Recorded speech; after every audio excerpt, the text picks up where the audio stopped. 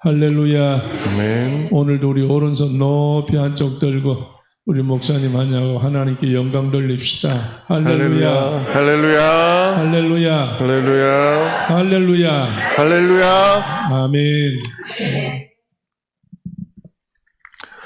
오늘도 원하시면이라는 제목으로 마가복음 1장 21절에서 28절 말씀 함께 나누겠습니다. 앞에 보이시는 본문 함께 읽고 말씀 나누겠습니다. 함께 읽으시죠. 시작. 한 나병 환자가 예수께 와서 끌어 엎드려 간구하여 이르되 원하시면 저를 깨끗하게 하실 수 있나이다. 예수께서 불쌍히 여기사 손을 내밀어 그에게 대시며 이르시되 내가 원하노니 깨끗함을 받으라 하시니 곧 나병이 그 사람에게서 떠나가고 깨끗하여진지라. 곧 보내시며 엄히 경고하사 이르시되 삼가 아무에게도 아무 말도 하지 말고 가서 내 몸을 제사장에게 보이고 내가 깨끗하게 되었으니 모세가 명한 것을 드려 그들에게 입증하라 하셨더라. 그러나 그 사람이 나가서 이 일을 많이 전파하여 널리 퍼지게 하니 그러므로 예수께서 다시는 드러나게 동네에 들어가지 못하시고 오직 바깥 한적한 곳에 계셨으나 사방에서 사람들이 그에게로 나아오더라. 아멘. 오늘은 이야기 하나로 말씀을 시작할까 합니다. 수학 박사님이 계셨어요. 이 수학 박사님은 학교에서 열심히 공부만 하신 분이 아니라 이곳 저곳에서 수학을 많은 사람들한테 가르치면서 그리고 삶의 현장에서도 회사에서도 이 수학이 어떻게 적용될 수 있는지를 고민하며 살아온 박사님이셨습니다.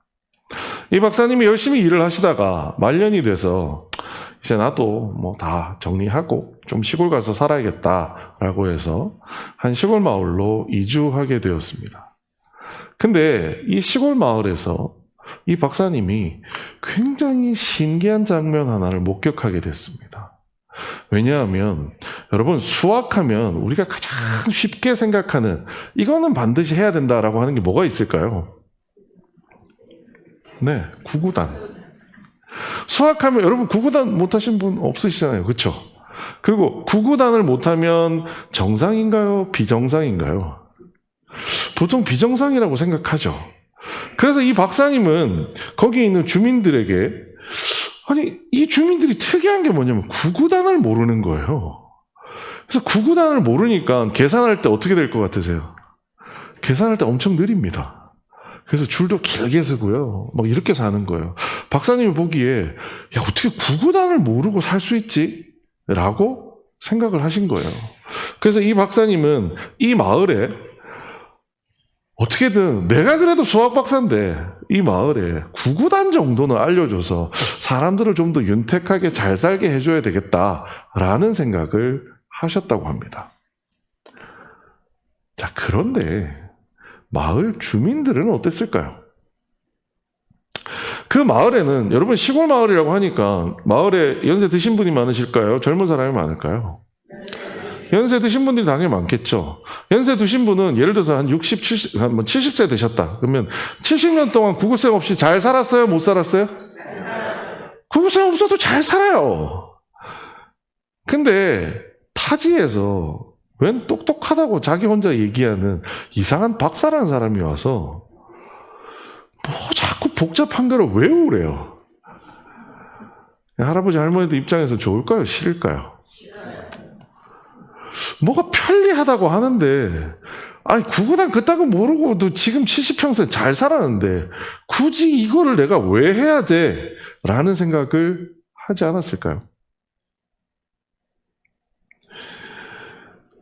공교롭게도 이 수학 박사님은 기독교인이었습니다. 그래서 이 수학 박사님은 너무 답답한 나머지 교회에 찾아가서 기도를 했습니다. 이 수학 박사님의 기도 제목은 무엇이었을까요? 저들이 구구단의 필요성을 깨닫게 해주세요 라고 기도했을까요? 아니면 내가 구구단 없는 세상을 이해하게 해주세요 라고 기도했을까요? 여러분 뭐라고 기도했을 것 같으세요? 여러분이라면 어떻게 했을 것 같으세요? 내가 구구단 없는 세상을 이해하게 해주세요라고 기도하셨을 분 계세요? 아니요. 우리 모두는 저들이 구구단의 필요성을 깨닫게 해주세요라고 기도했을 겁니다. 왜냐하면 우리는 내 생각이 당연한 것이라고 생각하고 있기 때문입니다. 사실 우화처럼 말씀드렸지만 이 이야기는요, 저의 이야기입니다.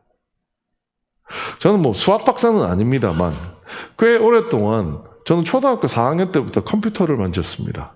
그러다 보니 컴퓨터라고 하면 어디 가서 박사 못지 않을 만큼 컴퓨터에 대해서는 잘 안다고 자부를 합니다. 게다가 아카데믹하게 학교에서만 공부한 게 아니고요. 회사에서도 아주 작게는 조그마한 전자상거래 쇼핑몰부터 시작해서 크게는 40억짜리 전사 무슨 데이터 웨어하우스 프로젝트까지 수행할 정도니까 사실 이쪽 바닥에서는 잔뼈가 굵었다고 해도 굵은 사람입니다. 그런데 최근 들어서 제가 찾아가는 회사들은 마치 시골 마을 같은 회사들입니다. 가보면은요, 돈은 많이 번대요. 그런데 정말 경력이 오래되신 분들이 앉아서 아직도 재봉틀 위에서 일하시는 분들이 많습니다. 이메일을 못 보내세요. 직장생활 안 하신 분들은 잘 모르겠지만 직장생활, 사무실에서 직장생활 해보신 분들은 이 말씀이 무슨 말인지 아실 겁니다. 세상에 요즘 직장생활을 하는데요, 엑셀을 모릅니다. 이런 건 불가능한 얘기입니다. 그래서 저는 가면 뭐라고 얘기할까요? 구구단이 얼마나 편한데요 라고 얘기하듯이 여러분, 요 조그마한 컴퓨터 지식 조금만 알면요, 여러분 인생이 너무 편해집니다. 그런데 평생을 재봉틀 위에서 일하셨던 분 입장에서는 뭐라고 생각하실까요? 나 평생 이런 거 써본 적 없이도 잘 살았는데? 우리 회사 이런 거 없이도 매출 잘 나오는데? 어디서 이상한 사람 하나 굴러 들어와가지고 자꾸 이전에 내가 안 하던 일을 하라고 하는 거야 라고 하며 불편한 얘기를 하시는 것을 종종 보게 됩니다. 그때마다 저는 기독교인이니까 기독교인답게 기도했습니다. 저의 기도는 뭐였을까요? 하나님, 내가 이런 컴퓨터 시스템, 프로그램이 없는 회사에도 잘 이해하고 적응할 수 있도록 도와주세요라고 기도했을까요? 아니면 제발 저들의 굳은 심령을 풀어주셔서 저의 이야기가 저들 마음밭에 잘 심기도록 해주세요라고 기도했을까요? 전 항상 후자로 기도했습니다. 예수님, 제발 저들이 제발 좀 알아듣게 해주세요 라고 기도했다라는 거죠. 그런데 저는 불과 몇 주 전에 그러한 제 생각이 당연한 것이라는 착각이었다는 사실을 깨닫게 되었습니다. 어떤 계기였을까요? 기도를 하는 중에 하나님께서 영감을 팍 불어넣어 주셨을까요? 아니요. 여러분, 요즘 극장가에 젊은 친구들에게 유행하는 영화가 한 편 있습니다. 혹시 이런 영화 들어보신 적 있으세요? 슬램덩크라고 하는 애니메이션. 아이들도 좋아하고요. 저 같은 세대는 제가 고등학교 때 이 슬램덩크라는 만화가 일본에서 나왔거든요. 그래서 어렸을 때를 생각하며 이 만화를 좋아해서 추억하긴 하는데, 극장에 개봉을 했대요. 저희 집 애들이 친구들이랑 보러 간다길래 아빠도 갈까? 그래서 따라서 이 영화를 보러 갔습니다. 영화의 내용을 자세히 얘기하면 스포가 되니까 간단하게 얘기 드리면, 이 영화에 재밌는 친구가 하나 등장하는데요. 그러니까 영화는 항상 아군과 적군으로 나뉘죠. 그래서 누가 이겨요? 결국 마지막에는 아군이 이겨요. 그렇죠? 근데 적군의 대표적인 이 농구 게임인데요. 우리 팀과 나쁜 팀이 있어요. 근데 나쁜 팀에 굉장히 농구를 잘하는 친구 중에 우리나라 배우하고 이름이 똑같은데 정우성이라고 하는 친구가 나옵니다. 근데 이 친구는 고등학생인데도 불구하고 농구의 천재라고 불리는 사람이에요. 그래서 자기는 고등학교 때 웬만한 프로 선수들이 이루어야 되는 업적들을 고등학교 때 이미 다 이루었어요. 그래서 이 친구가 영화의 장면 중에서는 이제 신사라는 곳을 찾아가서 자기 나름에는 어떤 종교적인 심령으로 기도를 합니다. 뭐라고 기도하냐면 나에게 필요한 경험을 주세요라고 기도를 해요. 그런데 이 기도 바로 앞에 뭐라고 나오냐면 나는 이제 해볼 거 거의 다 해봤으니 진짜 이런 성공한 나에게도 필요한 경험이 있다면 그 경험을 하게 해주세요라고 기도해요. 근데 이 친구가 우리 팀이라고요? 나쁜 팀이라고요? 나쁜 팀이에요. 그럼 나쁜 팀은 영화에서 항상 어떻게 돼요? 져요. 이 훌륭한 선수가 있는 팀이 영화에서 마지막에 지게 됩니다. 그리고 이 선수가 혼자서 독백처럼 하는 이야기, 저를 뭉클하게 만들었던 이야기가 뭐냐면 항상 승리하던 그에게 필요한 경험이 무엇이었냐라는 거죠. 더 나은 어떤 경험, 자기는 상상도 해본 적 없는, 사람이 이름도 붙인 적 없는 어떤 업적을 만드는 것이 아니라 그에게 진짜 필요한 경험은 뭐였느냐? 패배였다라는 거예요. 이 영화를 보고 나오는데 뒤통수를 한 대 두드려 맞는 느낌이었습니다. 저는 항상 제가 생각한 것이 너무나도 당연한 일이라고 생각했었거든요. 그래서 저는 그 당연한 것을 당연하게 기도 제목으로 삼고 당연히 기도를 했고 하나님께서 그 당연한 것을 들어주시는 것이 당연하다라고 생각했습니다. 여러분의 기도 제목은 어떠신가요? 여러분의 기도 제목은 특이한 기도 제목이 있으세요? 아마 여러분이 생각하시기엔 너무나도 당연한 기도 제목을 하나님께 당연하게 하고 계실 겁니다. 그런데 오늘 본문에는 그 당연한 것을 하나님께 내비치는 것이 아니라 진짜 우리의 기도는 혹은 그리스도인으로서의 우리의 삶은 이래야 한다라고 하는 한 실패한 사람의 이야기가 나옵니다. 그 이야기를 통해서 우리의 기도 제목이 어떻게 바뀌고 우리의 삶의 태도가 어떻게 되어야 되는지 한번 살펴보도록 하겠습니다. 오늘 본문 시작할 때 이렇게 이야기합니다. 한 나병 환자가 예수께 와서 꿇어 엎드려 간구하여 이르되 원하시면 저를 깨끗하게 하실 수 있나이다 라고 되어 있습니다. 여러분, 나병이 어떤 병인가요? 우리 다 문둥병으로 알고 계시죠? 최근 들어서는 이제 한센병이라고 얘기하는데 실제 그 성경 주석을 찾아보니까 이 당시의 나병은 우리가 알고 있는 문둥병 이런 게 아니고요. 피부병입니다. 전염이 되는 피부병이라고 보시면 돼요. 그중에는 물론 뭐 문둥병이 있을 수도 있습니다만 그 당시에는 피부병, 전염이 되는 피부병을 통틀어서 나병이라고 얘기했다고 합니다. 자, 나병 환자의 삶이라고 하는 것은 어땠을까요? 그냥 요새 우리 감기 걸려서 아픈 것과 나병 환자의 그 나병과는 어떤 차이가 있을까요? 레위기에 보면 나병 환자들이 어떤 삶을 살아야 한다라는 것을 율법에 정해놓은 것이 나옵니다. 우리 같이 한번 읽어보겠습니다. 시작! 제사장은 그 피부의 병을 진찰할지니 환부의 털이 휘어졌고 환부가 피부보다 우묵하여졌으면 이는 나병의 환부라. 제사장이 그를 진찰하여 그를 부정하다 할 것이요 병이 있는 날 동안은 늘 부정할 것이라. 그가 부정한 즉 혼자 살되 진영 밖에서 살지니라. 아멘. 나병에 대한 평가는 굉장히 좋지 않습니다. 나병에 대한 이야기는 뭐라고 얘기하느냐? 어떻다고요? 부정하다고 이야기합니다. 첫 번째, 나병은 병이기 때문에 내 몸이 불편합니다. 그렇죠? 내 육체적으로 뭔가 불편함을 느낍니다. 근데 두 번째는 감기는 내 육체적으로 불편함이 많은데 두 번째는 뭐냐? 그를 두고 사람들이 부정한 자라고 얘기한다라는 거예요.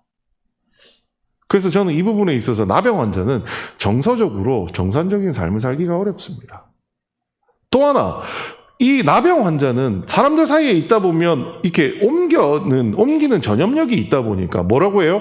혼자 살되 진영 밖에서 살아야 된다는 거예요. 여러분, 우리 함께 이렇게 사는 곳에 아파트 단지에서 사는 게 아니라 뭐 주택에 따로 산다 이런 내용이 아니라요. 예를 들면 창원시와 부산 사이에 사람이 아무도 안 사는 동네가 있어요. 거기 가서 혼자 있어야 된다는 거예요. 사회적으로도 엉망이겠죠. 그래서 나병을 두고 구약에는 이런 말도 나옵니다. 그 죄가 요압의 머리와 그의 아버지의 온 집으로 돌아갈지어다. 또 요압의 집에서 백탁병자나 나병 환자나 지팡이를 의지하는 자나 칼에 죽는 자나 양식이 떨어진 자가 끊어지지 아니할지로다 하니, 다윗이 요압이라고 하는 친구에게 저주하며 한 얘기예요.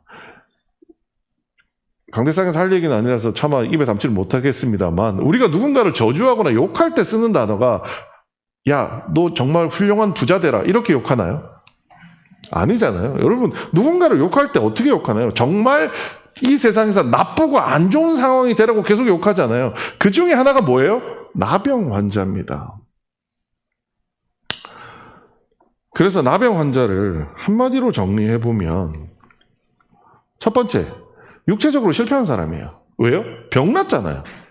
두 번째, 정서적으로 실패한 사람입니다. 왜요? 아무도 자기 곁에 없습니다.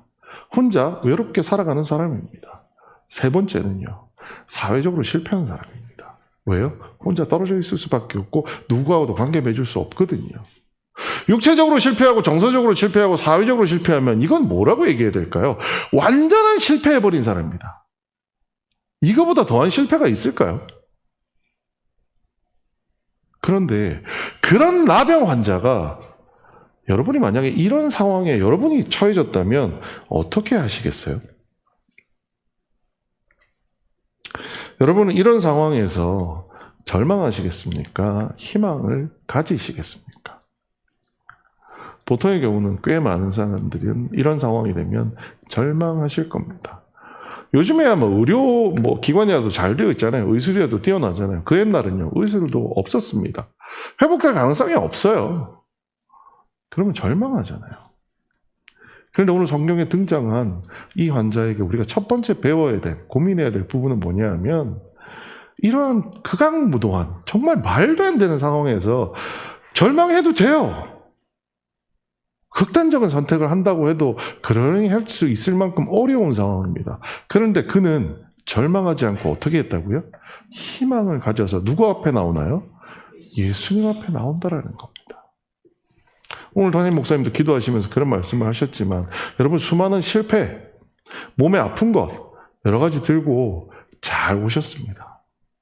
그게 그리스도인이 첫 번째 가져야 될 마음의 자세입니다. 여러분이 아무리 힘들고 아무리 어려워도요, 아무리 몸이 아파도요, 하나님을 찾으실 수 있는 것이 우리에게 주어진 특권이고 우리가 가질 수 있는 유일한 소망이자 희망이라는 것을 여러분 꼭 기억하시면 좋겠습니다. 자, 그런데 이 나병 환자에게 너무나 당연한 것은 무엇이었을까요? 그는 왜 예수님을 찾아왔을까요? 예수님, 부자 되게 해주세요 라고 왔을까요? 예수님, 우리 집이 좀 팔려야 되는데, 이런 거 하러 왔을까요? 이 나병 환자에게 너무나 당연한 것은 단 한 가지였습니다. 뭐였을까요? 나병이 낫는 겁니다. 그에게는 너무나 당연한 거니까요. 여러분도 그렇지 않으세요? 여러분 몸이 아파서 교회 오신 분들 기도할 때 뭐라고 기도하세요? 예수님, 이 병 낫게 해주세요. 기도합니다. 실패했어요. 문제가 있어요. 예수님한테 나와서 기도할 때 뭐라고 기도하세요? 예수님, 이 문제를 예수님께서 좀 해결해 주세요. 라고 기도합니다. 그렇지 않나요? 예수님, 제 병을 낫게 해주세요. 라고 나병 환자가 이야기하는 것이 너무나도 당연한, 그리스도인이라고 하면 상식입니다. 자, 그런데 저는 오늘 이야기를, 설교를 시작하면서 드렸던 말씀으로 바꾸어서 지금 이러한 태도로 나병 환자가 만일 하나님께 기도했다면 어쩌면 그 기도는 이런 것이었을 수 있습니다. 나의 경험과 지식 안에서 당연한 것을 예수님께 강요하는 겁니다. 우리는 사실 나병 환자 입장에서 제일 중요한 건 뭐예요? 나병이 낫는 거예요. 근데 그거는 누구의 생각인가요? 나의 생각입니다. 나의 경험과 지식 안에서는 그게 너무나 당연한 거예요. 그러니 하나님께 얘기를 하는 겁니다. 예수님께 기도하는 겁니다. 하지만 예수님의 입장에서 생각해 보면 그게 당연한 것이 아닐 수 있습니다. 그럼에도 불구하고 우리가 그렇게 애써서 기도하는 것은 예수님 꼭 해주셔야 돼요. 이게 맞는 거라니까요. 라는 것과 다름없다라는 거죠. 자, 그런데 오늘 나병 환자는 그렇게 예수님께 말하지 않습니다. 오늘 나병 환자의 태도, 저는 이게 나병 환자의 어떻게 보면 살아있는 기도라고 생각하는데요. 나병 환자는 예수님께 어떻게 이야기할까요? 우리 같이 한번 읽어보겠습니다. 시작. 나병 환자가 예수께서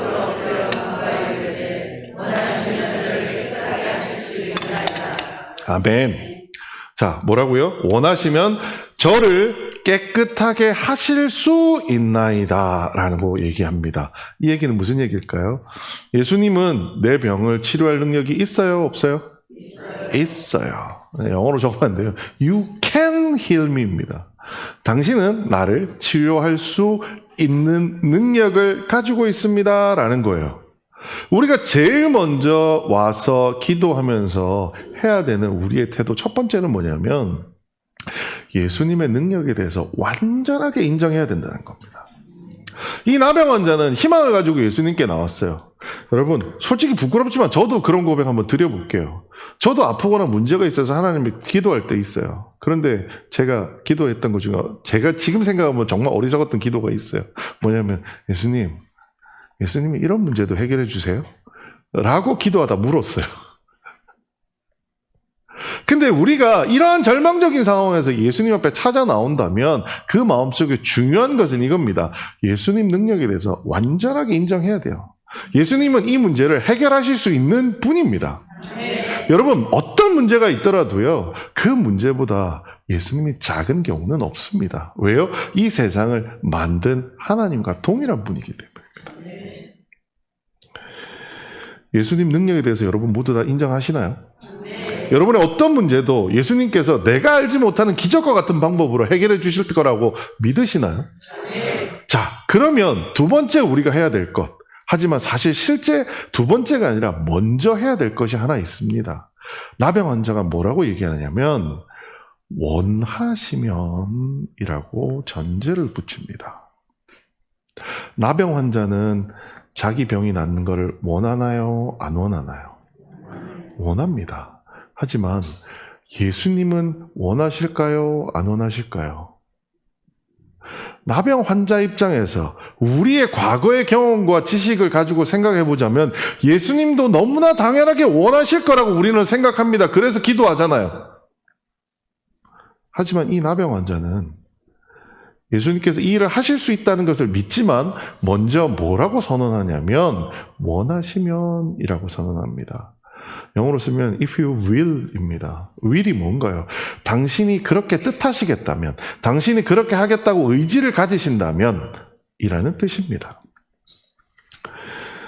나병 환자에게 당연한 낫기라고 하는, 병에서 낫는다라고 하는 것은 예수님께는 당연하지 않은 것일 수 있다라고 이 나병 환자는 생각했다라는 겁니다. 여러분은 혹시 이런 생각 하신 적 있나요? 여러분은 여러분에게 너무나 당연한 것이 예수님께는 당연하지 않을 수 있다라고 생각해 보신 적 있나요? 그런데 이 나병 환자는 자신에게 너무나 당연한 것이 예수님께는 당연하지 않다라고 생각하고 그 앞에 우리가 생각하면 어찌 보면 이거는 기도의 사족 같아요. 하지만 제가 볼 때는 진짜 믿음의 기도에서 더욱더 중요한 것은 이것이라는 겁니다. 나의 기도는 나의 당연함에서 출발하는 것이 아니라 예수님 뜻에 맞추어지는 것이 기도의 출발이 되어야 된다는 겁니다. 우리의 기도는 우리의 지식과 우리의 경험을 가지고서 이렇게 하는 게 너무나 당연해 라는 생각으로 그 생각을 예수님께 강요하고 있습니다. 여러분 그렇지 않나요? 여러분 과거에 어떠했던 기도 제목들이 시간이 지나고 나서 봤더니 그렇지 않았던 것들이 있지 않던가요? 성경에는 너무나도 우리가 생각하기엔 너무나도 당연한 일인데 당연하게 받아들이지 않는 하나님께 의지하는 굉장히 대표적인 사람들이 나옵니다. 누구냐? 같이 한번 읽어보겠습니다. 시작! 사드락과 메삭과 아벳느고가 왕에게 대답하여 이르되 느부갓네살이여 우리가 이 일에 대하여 왕에게 대답할 필요가 없나이다. 왕이여 우리가 섬기는 하나님이 계신다면 우리를 맹렬히 타는 풀무불 가운데서 능히 건져내시겠고 왕의 손에서도 건져내시리이다. 그렇게 하지 아니하실지라도 왕이여 우리가 왕의 신들을 섬기지도 아니하고 왕이 세우신 금 신상에게 절하지도 아니할 줄 아옵소서. 아멘. 여러분 이 얘기에 대해서 알고 계시죠? 다니엘서에 나온 얘기입니다. 다니엘의 세 친구들이 왕이 세운 금신상에서 절하라, 우리 신하들에게 순종하라라는 얘기를 들었을 때 안 하겠다라고 선언합니다. 왜요? 우리는 하나님의 백성이기 때문에 이런 신상, 우상에게 절하지 않겠다라고 얘기하는 거예요. 그런데 그들에게 너무나 당연한 건 뭐예요? 하나님의 뜻대로 사는 것이 너무나 당연한 것이라고 얘기했어요. 그러면 당연한 건 뭐예요? 하나님 뜻대로 사는 자에게는 뭐가 와야 돼요? 죽음이 와야 돼요? 생명이 와야 돼요? 생명이 올 거라고 생각한 거예요. 그런데 그들의 대사 중에 가장 제 가슴을 후벼 팠던 이 성경 구절의 한마디는 뭐냐? 그렇게 하지 아니하실지라도.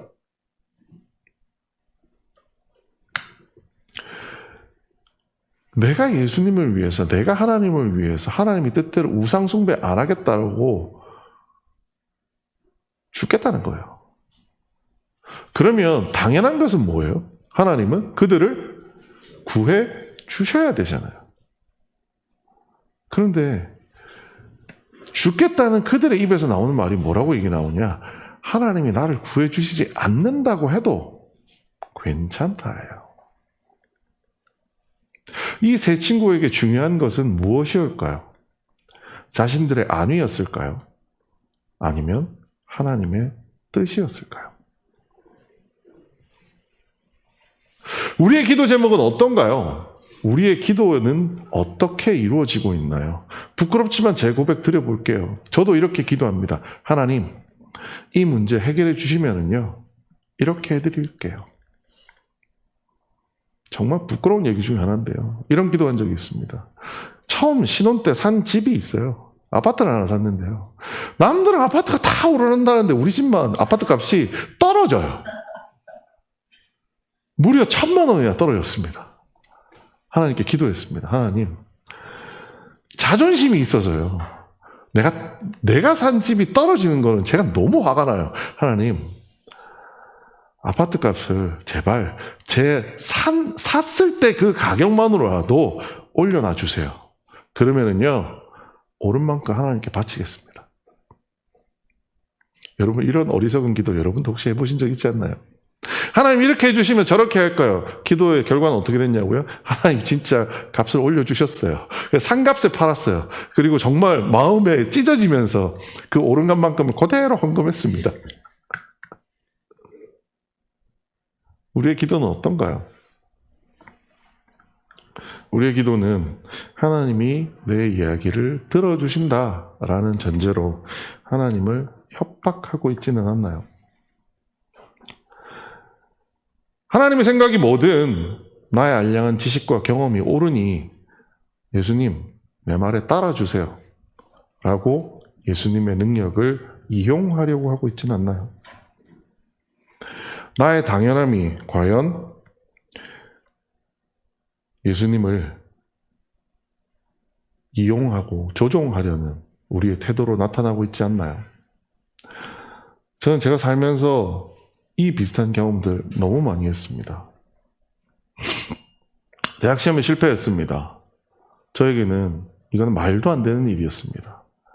내가 그렇게 열심히 했고 하나님 앞에 남들은 주일날 공부한다고 예배도 안 드렸는데 나는 주일 한 번 빠진 적 없이 열심히 학교도 안 가고 예배 드리러 나왔었는데 하나님, 나의 대학을 어떻게 떨어뜨릴 수 있어요?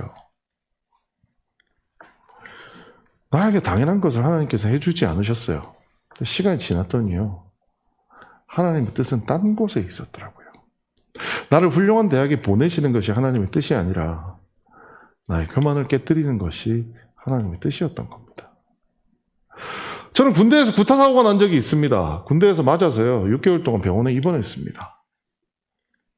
그 과정에서 하나님, 어떻게 나를, 목사의 아들을 이렇게 은혜 받아서, 훈련소에서 은혜 받아서 주님 앞에 헌신하겠다고, 군 생활을 하나님께 바치겠다고 한 저에게 왜 이런 사고를 나게 만드셔서 나를 6개월 동안 힘들게 만드시나요? 원망한 적 많았습니다. 근데 지금 돌이켜보면은요, 언젠가 제가 시간이 나면 이거에 대해서는 따로 한번 간증을 드리겠습니다만, 저는 그 시간들이 하나님의 인도하심을 경험하는 시간이었습니다. 매 순간 정말 말도 안 되게 너무 어려운 일들이 많이 일어났지만 그때마다 기적적으로 말도 안 되는 그 순간에서 나를 들어서 올리시는 하나님이 전 아직도 신기합니다. 그리고 그때 군대 제 동기나 부임들이 아직도 저를 기억하고 있대요. 그러한 기적을 보인 사람이었기 때문에. 요즘과 같은 사람들과 많은 갈등을 일으킬 때에도 하나님께 기도합니다. 하나님, 왜 나에게 이런 조그마한 회사에 들어가가지고 이런 일을 하라고 하시나요? 제 결론은 이겁니다. 오늘 설교하라고 그랬나 봐요. 나의 당연함이 예수님 뜻과 다를 수 있다는 것을 깨닫게 하시기 위해서 저에게 수많은 갈등들을 주신 게 아닌가라고 생각을 하게 됩니다. 자, 그러면 예수님의 능력을 인정하고 You can heal me. 예수님은 우리의 문제를 해결하실 능력이 있다. 믿으시죠? 두 번째, 내가 당연하게 하는 것이 아니라 예수님께서 뜻하신 그것에 내가 따르겠다라고 선언하면 어떤 일들이 벌어지는지 오늘 본문 말씀에서 어떻게 얘기하는지 한번 살펴보겠습니다. 같이 한번 읽어보겠습니다. 시작. 예수께서 불쌍히 여기사 손을 내밀어 그에게 대시며 이르시되 내가 원하노니 깨끗함을 받으라 하시니 아멘. 예수께서 어떻게 여기셨다고요? 불쌍히 여기셨다라고 합니다. 그리고 우리에게는 그냥 아무렇지도 않은 구절처럼 보이는 게 있어요. 손을 내밀어 그에게 대시며. 이 사람은 지금 나병 환자예요? 깨끗한 사람이에요? 나병 환자입니다. 나병 환자는 어떤 사람이라고요? 부정한 사람입니다. 다른 사람 곁에 오면 돼요? 안 돼요? 안 돼요. 나병이 걸린 이후로 이 사람 손에 이 사람 몸에 손을 댄 사람이 있을까요? 없을까요? 아무도 없습니다. 그런데 아직 나병 환자인 그 사람의 몸에 어떻게 하셨어요? 손을 내밀어 그에게 손을 댔다라는 겁니다. 어찌 생각하면 그가 나병에 걸린 이후로 처음으로 사람의 온기를 느끼는 순간이었을 겁니다. 그는 정서적으로 실패한 사람이었습니다. 누구도 내 곁에 오지 않아. 나는 부정한 사람이거든. 그런데 예수님은 제일 먼저 그에게 뭐를 해결해 주셨느냐? 정서적인 회복을 주십니다. 아니야. 너도 사랑받을 가치가 있는 충분한 사람이야. 라고 그에게 먼저 몸에 손을 대 주시는 거죠. 자, 두 번째, 나병이 그 사람에게 떠나가고 깨끗하여진지라. 두 번째 회복은 뭐예요? 육체적인 회복이 일어납니다. 근본적으로 우리가 가지고 있었던 문제를 예수님께서 말끔하게 해결해 주신 것을 볼 수 있습니다.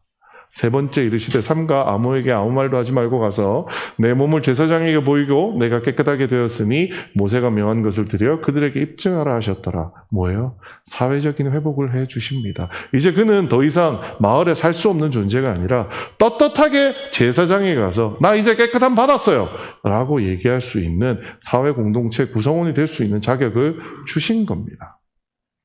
정서적으로 실패했고 육체적으로 실패했고 사회적으로 실패했던 이 나병 환자가 절망하지 않고 희망을 가지고 예수님께 나와서 예수님이 내 병을 고칠 수 있다는 믿음을 가지고 하지만 예수님께 나의 당연함을 강요한 것이 아니라 예수님 뜻에 따른다라고 고백하자 그의 회복될 수 없었을 것 같은 이 실패들이 하나하나 회복되는 것을 오늘 이 본문에서 우리에게 보여주고 있습니다. 그의 완전한 실패가 이제는 완전한 회복으로 돌아가는 것을 볼 수 있습니다. 여러분은 지금 어떤 상황이세요? 여러분은 완전한 실패의 상황이신가요? 아니면 완전한 회복의 상황이신가요?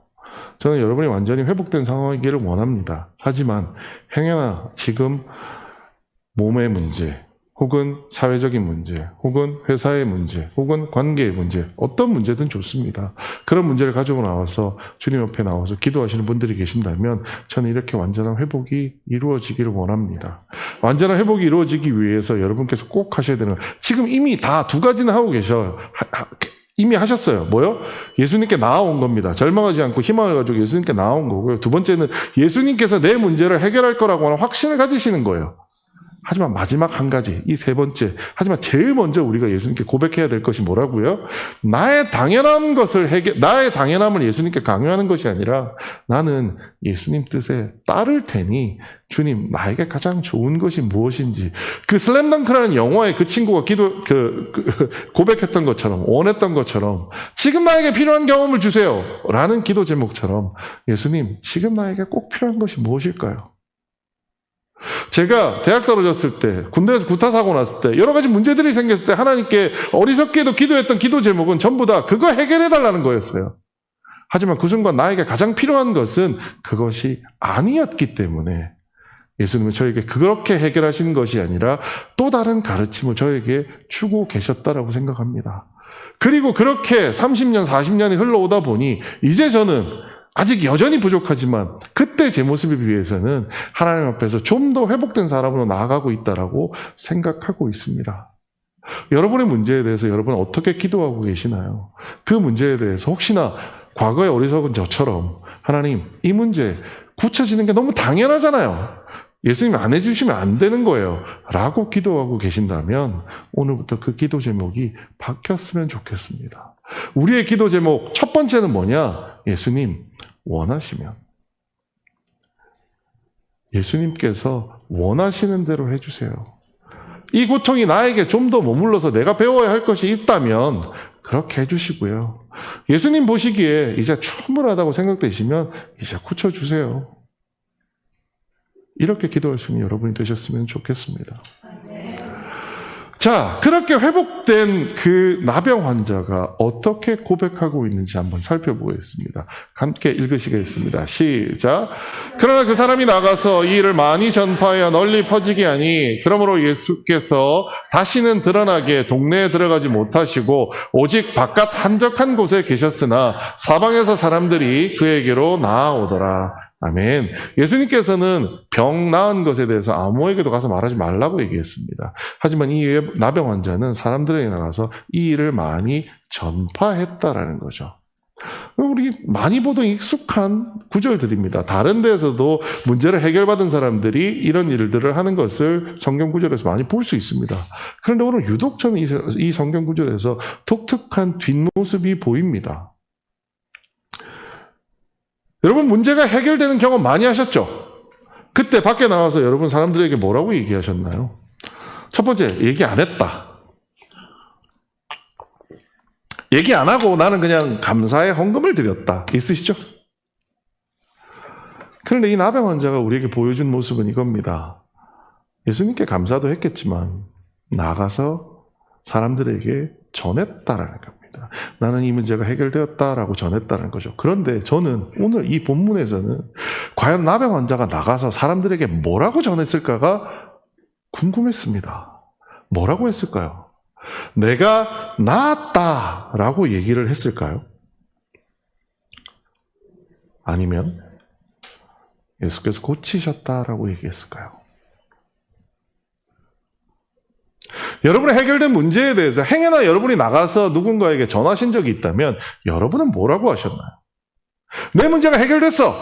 라고 얘기하셨나요? 아니면 예수님께서 내 문제를 해결하셨다고 고백하셨나요? 똑같은 얘기 같지만요. 주어가 다릅니다. 주어가 뭐죠? 위에 내가 나왔다는 뭐예요? 문제가 주어입니다. 나에게 중요한 건 문제였다라는 거예요. 그런데 두 번째, 예수님께서 내 문제를 고치셨어라고 얘기하면 주어가 뭐예요? 예수님이 된다라는 거예요. 조금 전에 원하시면이라고 우리가 고백했던 것은 주어에 있었던 그 문제를 목적으로 바꿔버리고 예수님을 주어로 옮기는 일이었습니다. 여러분이 문제가 해결된 다음에는 여전히 문제가 주어가 되는 삶을 살고 있지 않으시나요?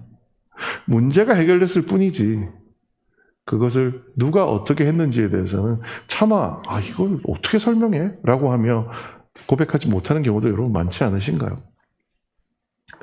저는 예수께서 고치셨다라는 말에 다른 말은 뭐냐?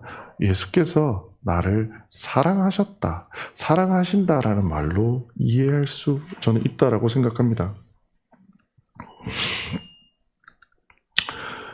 우리의 기도는 어떻게 돼야 될까요?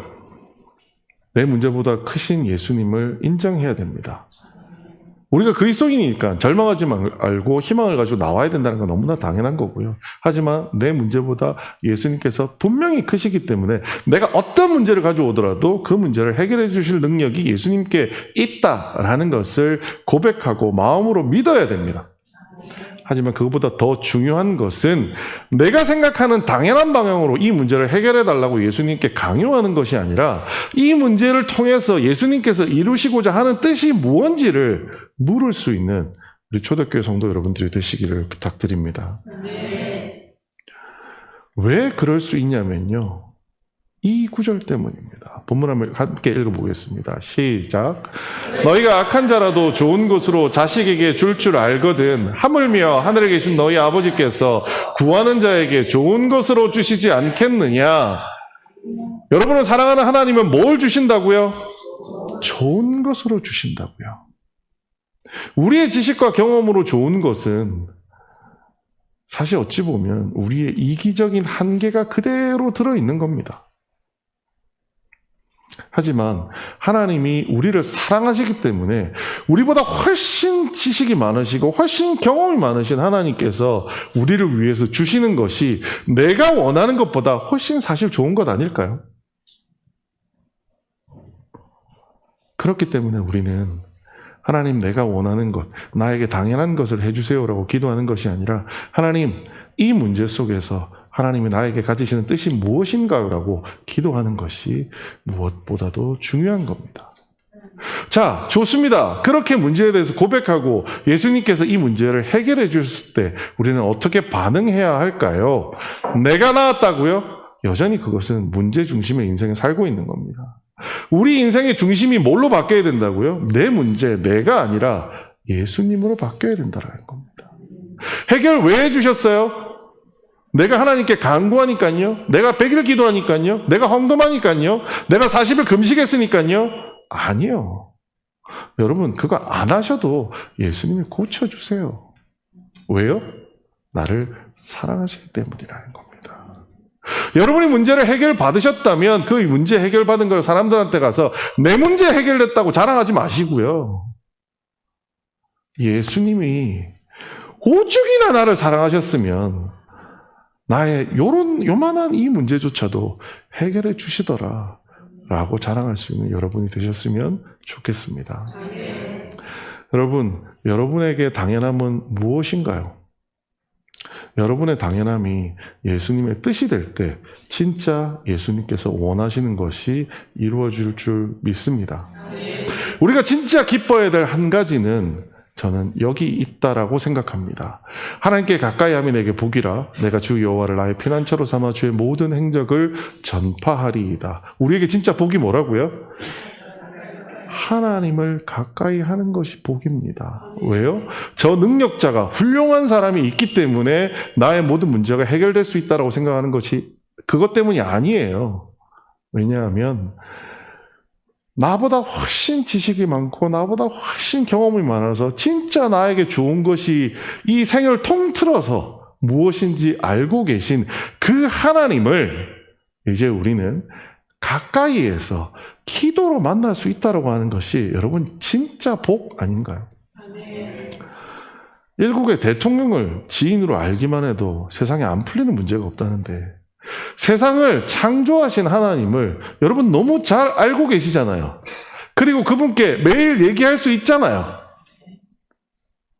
이것만큼 큰 복이 있을까요? 그렇다면 우리의 인생은 이제 우리의 기도는, 우리의 삶은, 우리의 삶의 태도는 어떻게 달라져야 될까요? 나의 당연함이 아니라 하나님의 당연함, 예수님의 뜻이 무엇인지에 맞추어가는 삶으로 바뀌어야 되지 않을까요? 오늘 설교를 마무리하면서 우리는 그런 마음을 담아서 함께 찬양 한 곡을 부르고 마무리를 하려고 합니다. 주님 말씀하시면이라는 찬양인데요. 제가 그 슬램덩크라는 영화를 통해서 깨달음을 얻은 다음에 제일 먼저 들었던 찬양입니다. 하나님께서 왜 저는 제가 딱 요걸 골라서 들은 게 아니고요. 그냥 우연히 랜덤으로 넘기다가 이 찬양이 들렸는데 하나님 이 순간 정말 기가 막히게 나를 사랑하시는구나라는 것을 느낄 수 있었습니다. 여러분 여러분 어디로 어떻게 가야 될지 잘 아세요?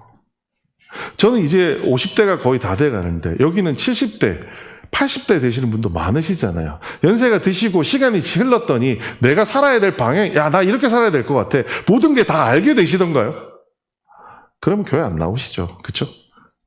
대부분 여전히 모르실 겁니다. 그때마다 우리가 어떻게 가야 할까요? 어디로 가야 할까요? 이 문제 속에서 내가 발견해야 될 것이 무엇일까요? 라고 기도하는 여러분들이 되시길 바라겠습니다. 사랑이 많으신 아버지 하나님 은혜를 감사합니다. 하나님 우리의 기도 제목이 오늘부터 바뀌기 원합니다. 나의 당연함, 나의 지식, 나의 경험으로 하나님께 우리의 삶을 강요하는 것이 아니라 모든 것을 겸손하게 예수님 앞에 내려놓고 주님 뜻대로 사는 삶을 살겠다라고 우리 초대교회 성도 모두가 고백하여 질 수 있기를 원하옵나니 주님 우리를 지혜롭게 하여 주시옵소서. 하나님 우리에게 해결된 문제 속에서도 내 문제가 해결된 것이 아니라 하나님께서 이만큼 나를 사랑하셨다라고 고백할 수 있는 저희들이 될 수 있도록 주님 도와주시옵소서. 모든 말씀 예수님 이름으로 기도드렸습니다. 지금은 우리 주 예수 그리스도 은혜와 하나님 아버지의 크신 사랑과 성령님의 감동 감화하심과 충만하심이 나를 사랑하시어서 모든 것을 응답해 주시는 이제 그 체험 있는 믿음의 사람들, 오늘도 말씀 들은 우리 모두들 머리 위에와 피로 값주어 세우신 초대교회와 하나님이여 선교하는 모든 선교지와 선교사들과 가족들, 흩어져 있는 우리 사랑하는 성도들 위에 그리고 나라와 민족 위에 영원토록 함께 계시옵기를 간절히 축원하옵나이다. 아멘.